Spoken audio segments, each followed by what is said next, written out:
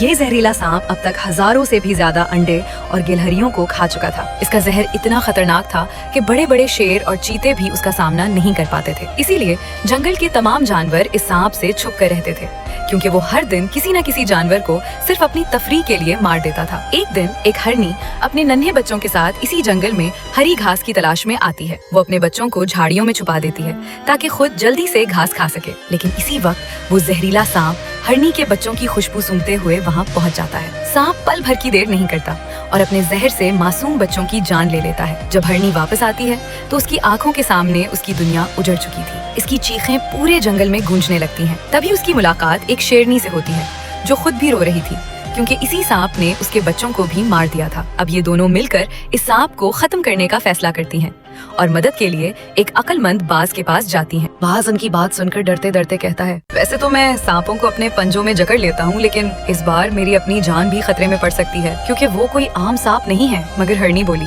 अब डरने का वक्त नहीं, हमें मिलकर इसका खात्मा करना ही होगा। अब वो तीनों मिलकर एक मंसूबा बनाते हैं और एक बहुत गहरा गड्ढा खोदते हैं। इस गड्ढे में नौकीले भाले गाड़ देते हैं और ऊपर से पत्तों से ढांप कर एक शिकार रख देते हैं। कुछ देर बाद वही सांप शिकार के लालच में वहाँ आता है और जैसे ही आगे बढ़ता है वो धड़ाम से इस गड्ढे में गिर जाता है और नौकीले भाले इसके जिस्म में पैवस्त हो जाते हैं। ऊपर से तमाम जानवर मिलकर बड़े बड़े पत्थर इस गड्ढे में डाल देते हैं, जिससे वो जालिम सांप पत्थरों तले दबकर हमेशा के लिए मर जाता है। दोस्तों, आपका एक लाइक और कमेंट तो बनता है।